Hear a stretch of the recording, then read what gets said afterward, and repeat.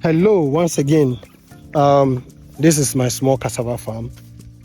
Because of the heavy rain, some of the cassava is getting rotten. So if you see this, if you see this, if you see cassava leaves like this, sometimes during the rainy season, it means that the fruit under it is getting rotten because it's though the cassava need rains, but it doesn't need too much rain. So as you can see, some of the leaves are turning brown, kind of yellowish brown. Yes, sometimes the leaves will have to dry up like this, but in the rainy season like this, if you have a cassava farm and you are seeing this, it is an alarm or an alert to you that is telling you that the fruit under it is spoiling or it is getting rotten. So we had to uproot the cassava last week and last 2 weeks. What is here, the cassavas that were here. So we uprooted them, and now we have to replant them again for them to germinate, so that next year by this time we'll still have some cassava to harvest and use it for maybe cassava dough, maybe use it for gari. That is the two options that we can use it for, or we can also use it for cassava burger. So if you have a cassava, so this is what I've just cleared this place with cutlass, not hoe. So as you can see, this place is weeded with cutlass. I just finished weeding it, and my mom is helping me do the planting of the cassava. So in case you want to go to a cassava farming, what you also need is you need a land, you need to clear it. After clearing it, you need to plant cassava. Now this is how you plant it. You cut it into pieces. You can also cut it into pieces like this. Now this is the eye of the cassava stick.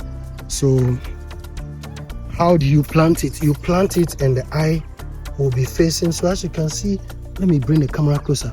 The dot here, just here, is already showing that it wants to germinate. So the leaves want to come. So this is where the eye is coming from, this place. So you turn it in this direction. So this one too, and you put it in the soil for it to start germinating.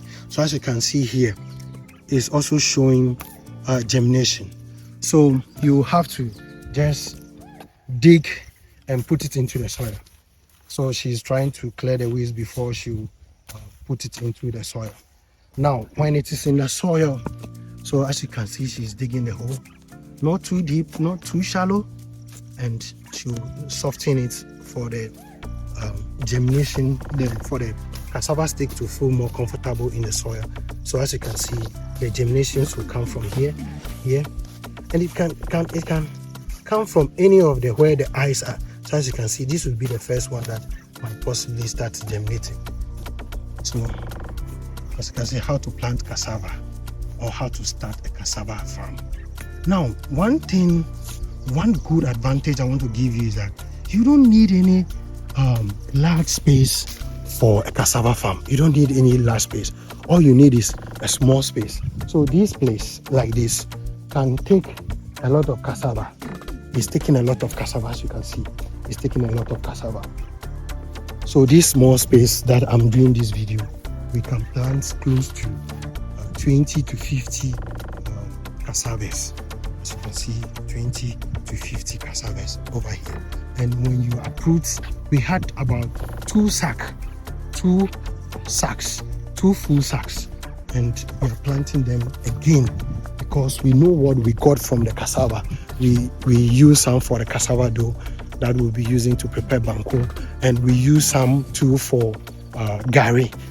When I go home, I'll show you the gari, some small gari, because majority of the cassava, the fruit under it was getting rotten. The cassava tubers was getting rotten, so we had to uproot them fast.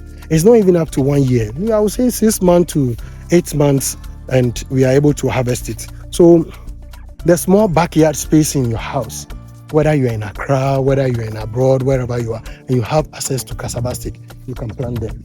So now make sure you don't turn the stick upside down. You don't, for instance, this is the eye showing. So this portion, if in case I turn this like this, I have spoiled the cassava. It will germinate because this is where it's supposed to go into the soil. The eye is here, so you see this small space, this small thing here is showing germination. This place is also showing germination.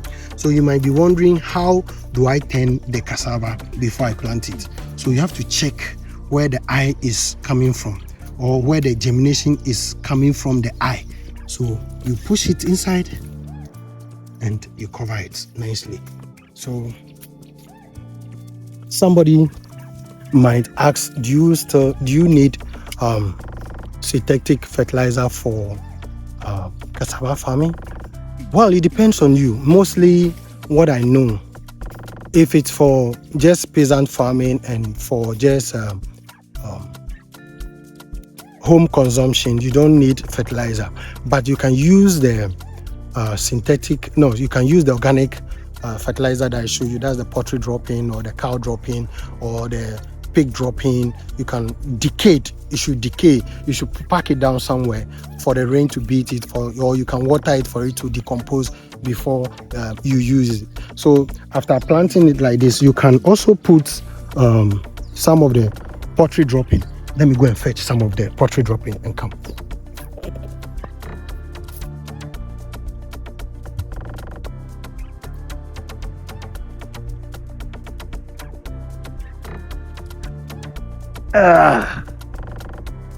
Yes, you can fetch some like this.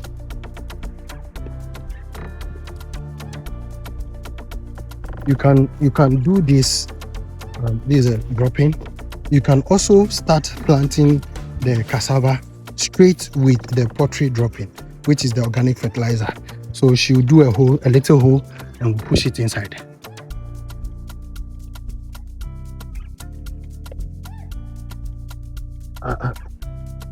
Let me pull.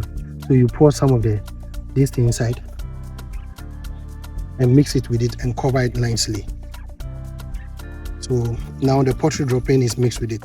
So this one will grow faster than these ones that are not, than this one that is not having the organic drop-in, the organic fertilizer.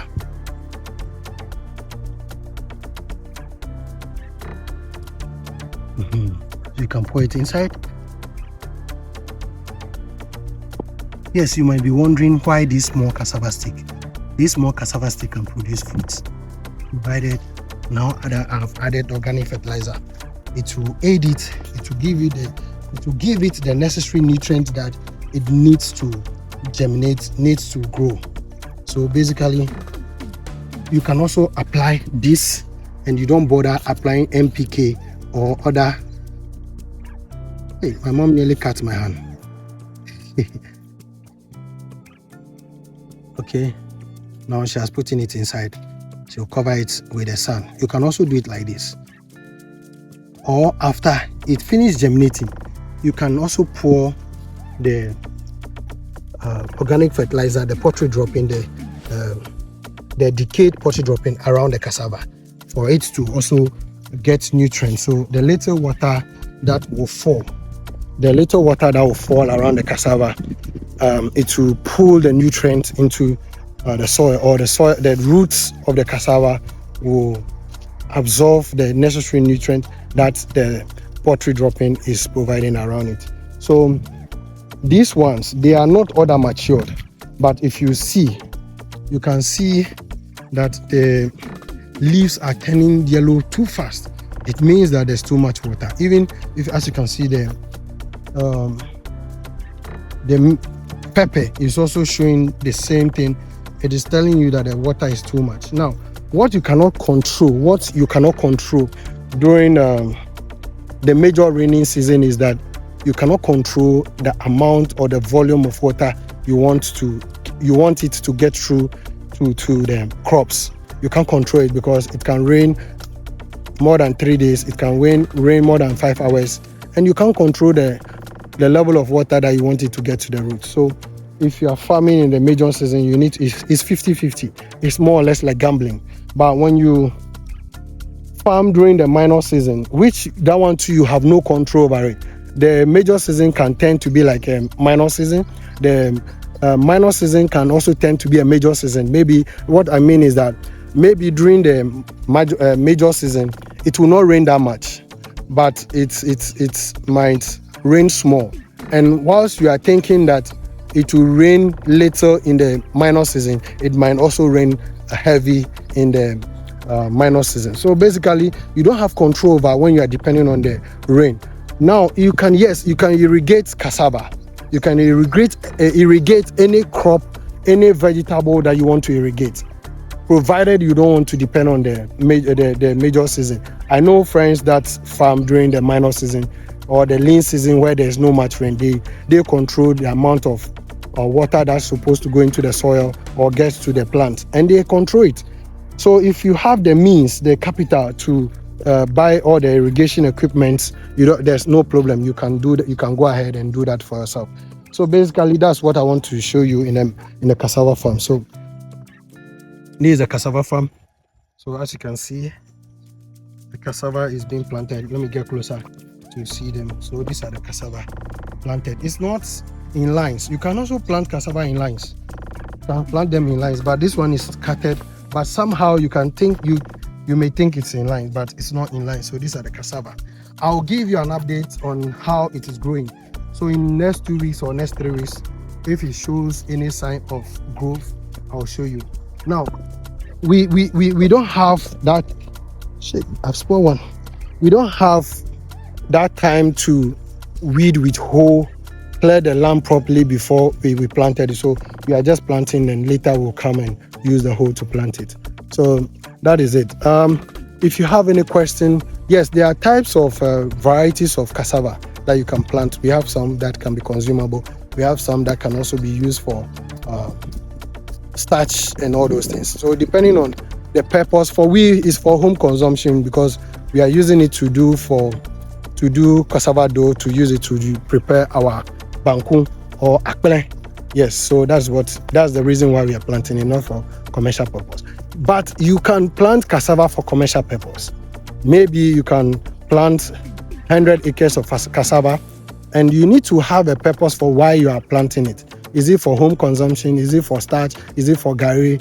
So based on the purpose why you want to plant it, or the vision, the goal that you have for cassava, then you go for it. If it is a large scale, that is a commercial, you go for it, and there's money in it.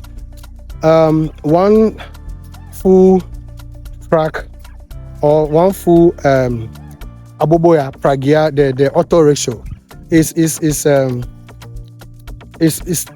3,000. That's 3,000 Ghana cedis some time ago, but now I don't know. I have to ask how much they are selling, and I'll put the correct price as at today, June. I'll put the price there. And then we are getting to today is 29th June. I'll put the current price there, and for you to know how much cassava is costing. Now, it is good business to go into cassava. You can use it for cassava dough and gari. Now we are having gari package for students with needle mixed with granite. You can also do that. So if you have the vision, example, I'm not promoting this product called Quivo Gari. Yes, Quivo Gari has, I don't know how they started, but they had to get gari, add needle and granite to it and sugar. And all you need to do is to pour it in a cup and you drink it. So you can also do that. So if you plant cassava and after harvesting, you process it into gari, and you can start packaging it and brand your own product and give it a name. So that is it. There's money in it. But for we are just doing it in a small size and for just home consumption. So as you can see, this place has some cassava, and inside the plantain too, I have some small cassava, but we have harvested most of them, and we are planting cocoyam. I've planted a lot of cocoyam there for both commercial purpose and home consumption. So this is one of them that has grown nicely. I'm trying to grow this thing, but we just plugged a little the rope to come and plant. That's sweet potato leaves, but we just want it to grow so that we can start cutting it and plant it properly. These are some of the cassava that we harvested in this area. This is kotombe, very nice one. I'm also cultivating kotombe for home consumption. But I have planted, as you can see, all this area that you are seeing. I have planted kotombe there. That was last 2 weeks for it to, because I want to have a lot of kotombe in the plantain farm. Cocoyam. So this cocoyam leaves. I have some quite ones that. So as we have come to the farm like this, we can harvest this one and send it home to prepare cocoyam stew. Cocoyam leaf stew. I have to clean my farm. Farm is dirty. The plantain farm. So basically that is that. When you want to do cassava farming, you can also plant some cassava in your your plantain farm too. And that's what we did, and we harvest them. So thank you very much for being part of our community. And those that are watching and they are not part of our community, we urge you to subscribe to the channels and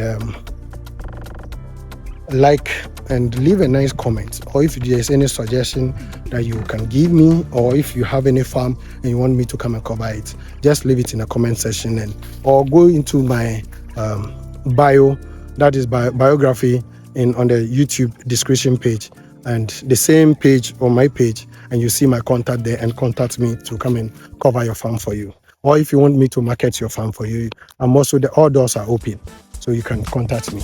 Thank you very much. Bye bye.